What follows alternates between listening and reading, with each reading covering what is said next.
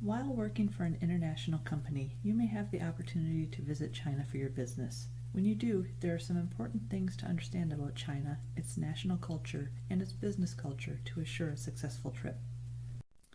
The first step is an important one, and one you need to do long before you go. You'll need to get a visa. Visas are required for U.S. citizens to visit China, and the process can take from 2 weeks to 2 months. You should also learn a little bit about the Chinese language before you go. Chinese can be a very difficult language to learn for Americans. First of all, there is no alphabet. Syllables and words are expressed with characters. And while there's an alphabetic version of the written language known as Pinyin, the letters are often pronounced differently than they are in English. Once you've learned the pronunciation of the syllables, you still have to work with the tones. There are 4 tones in the Chinese language, and the same syllable with different tones will have different meanings. Fortunately, many of the people that you will work with in the business world will speak English, or will provide a translator for you. Even without a translator, you can go a long way with simple phrases like Ni hao, xie xie, or Wo wudong, which means I don't understand. As you prepare for your first day, there are some things to keep in mind. While business dress in China is similar to that of the U.S., it's best to be prepared to be a bit more conservative. Suits are appropriate for external-facing business meetings, while business casual may be more acceptable for internal and day-to-day interactions with your team. Be ready for a business day to be similar to the U.S., with hours typically from 8 to 5 or 9 to 6. Some facilities, especially if there is manufacturing, may work 6 days per week. And if there is a holiday during the week, the weekend days may be swapped with weekdays adjacent to the holiday to extend the holiday time, so your office may occasionally be open on a Sunday. As you meet with your business associates in China, remember that hierarchy is very important. It's important to show respect to people of higher status or responsibility and to your elders.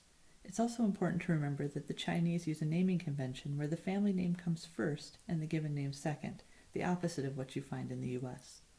When addressing someone by title, you would use the same convention, with the family name first and the title afterwards. Business card exchange is a formal ritual, especially when you are presenting your card to someone who's of higher rank or more senior than you. The card should be presented with both hands, with a slight bow of the head, and the words on the card should be facing the person you are presenting to. It's polite to read through the business card given to you to show interest in the other person.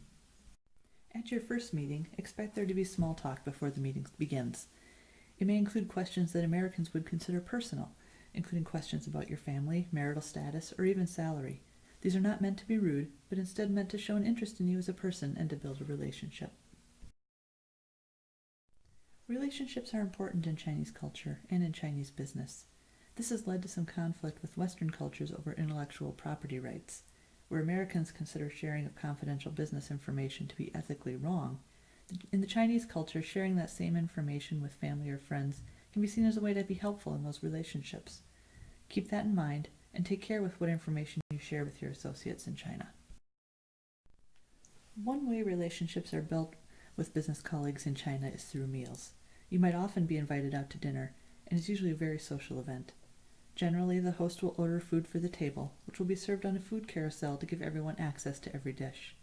It would not be unusual for a host to put food on your plate or to order a drink for you even if you didn't ask for one. As you will usually be an honored guest, you'll be offered the opportunity to try each dish first. At the end of the meal, you should leave food on your plate to politely show that you are done eating, but that your host has offered you enough food. Chinese business culture is evolving as there is more interaction with Western companies, and you might find that the international aspects of your company's culture have shifted the business practices in your Chinese office to more Western norms.